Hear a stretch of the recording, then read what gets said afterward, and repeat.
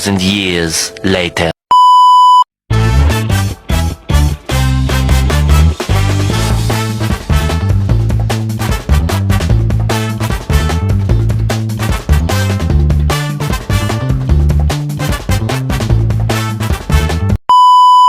Apa itu evolusi kimia?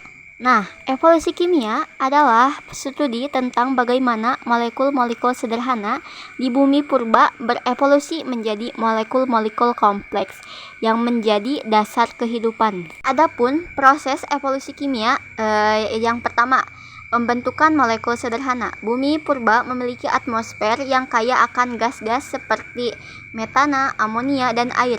Molekul-molekul sederhana seperti asam amino, gula, dan nukleotida terbentuk melalui reaksi kimia.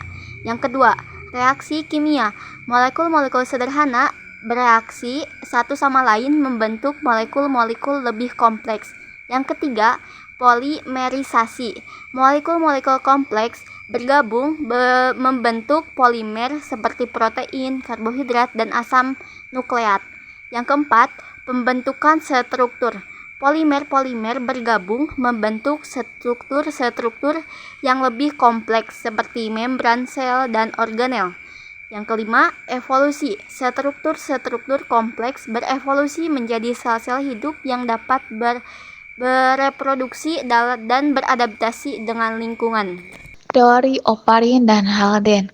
Pada tahun 1924, Oparin mengajukan pertama kali hipotesisnya tentang kehidupan berasal dari senyawa-senyawa organik yang berada dalam atmosfer sebelum bumi terbentuk. Dalam bukunya yang berjudul The Origin of Life, ia menerangkan bahwa mula-mula atmosfer memiliki bumi air, metana, amonia, dan CO2, tetapi belum ditemukan oksigen.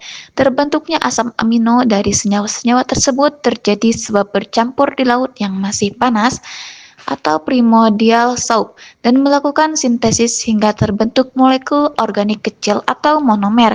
Monomer tersebut bergabung lagi membentuk polimer, sehingga Oparin memperkirakan bahwa kehidupan berkembang dimulai dari molekul lipid yang terbentuk secara spontan dan menjadi bentuk sel yang paling awal. Hal tersebut didukung oleh Haldane yang berpendapat bahwa makhluk hidup di dalam lautan yang panas, sehingga energinya dapat digunakan untuk berlangsungnya reaksi kimia. Produk reaksi kimia membentuk semacam uap yang terdiri dari senyawa-senyawa kimia. Senyawa kimia tersebutlah yang menjadi bahan pembentuk sel. Hipotesis Oparin dan Haldane menjadi pembuka riset-riset yang lebih besar dalam mengungkap asal-usul kehidupan. Teori Haro-Urey dikutip dalam buku Sketsa Filsafat Ilmu edisi 2 oleh 5000 Dr. PTIQ, Jakarta 2019. Haro-Urey menyatakan bahwa suatu saat atmosfer bumi kaya akan molekul zat seperti metana, uap air, amonia, dan karbon dioksida, yang kesemuanya berbentuk uap. Dikarenakan pengaruh energi radiasi sinar kosmik dan aliran listrik halilintar, maka terjadilah reaksi di antara senyawa kimia tersebut menghasilkan zat-zat hidup. Menurutnya, zat hidup pertama kali terbentuk menyerupai virus.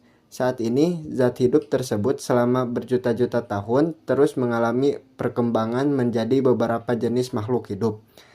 Terbentuknya makhluk hidup dari berbagai molekul didukung dalam beberapa kondisi, yaitu kondisi yang pertama, kondisi satu ialah kondisi yang terdapat molekul metana, amonia, uap air, dan hidrogen yang melimpah di atmosfer bumi. Kondisi kedua yaitu tahap ini berlangsung ketika sudah adanya bantuan energi yang timbul dari reaksi antara aliran listrik halilintar dan radiasi sinar kosmis, kemudian membentuk molekul zat yang lebih besar. Kondisi 3. Pada kondisi ini mulai terbentuknya zat hidup yang paling sederhana. Susunan kimia dapat disamakan dengan susunan kimia virus. Yang terakhir, kondisi 4. Dalam berjuta-juta tahun, zat hidup yang terbentuk paling sederhana berkembang menjadi sejenis organisme, yakni makhluk hidup yang lebih kompleks. Teori Stanley Miller. Miller merupakan murid dari Harold Urey. Ia berhasil membuktikan teori Urey dengan percobaan menggunakan alat yang diberi nama pesawat uratmosfera di laboratorium. Alat tersebut memiliki kondisi yang mirip ketika belum ada kehidupan di bumi. Ia memasukkan gas seperti hidrogen, uap air, metana, dan amonia. Sedangkan untuk pengganti halilintar, Miller menggunakan aliran listrik 75.000 volt. Hasil dari percobaan tersebut, dalam beberapa hari, air penampungan dari rangkaian tabung kaca Miller berubah warna. Hasil analisis Miller, perubahan warna air penampungan karena adanya asam amino dalam air. Sehingga diketahui asam amino merupakan zat organik terbentuknya protein. Hal tersebut membuktikan bahwa zat anorganik atau materi yang tidak hidup dapat membentuk setidaknya zat organik yang terdapat pada makhluk hidup. Demikian teori evolusi kimia dalam asal-usul kehidupan yang ternyata diawali dengan asam amino pada subprimordial menjadi zat hidup, yang dikemukakan dari 3 peneliti dan dibuktikan oleh Stanley Miller.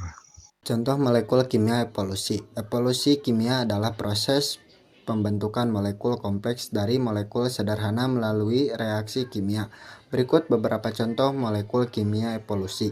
Yang ke-1, asaminoasam dan protein. Contohnya glisin atau asaminoasam dan protein kolagen atau protein struktural. Yang kedua, nukleotida dan DNA atau RNA.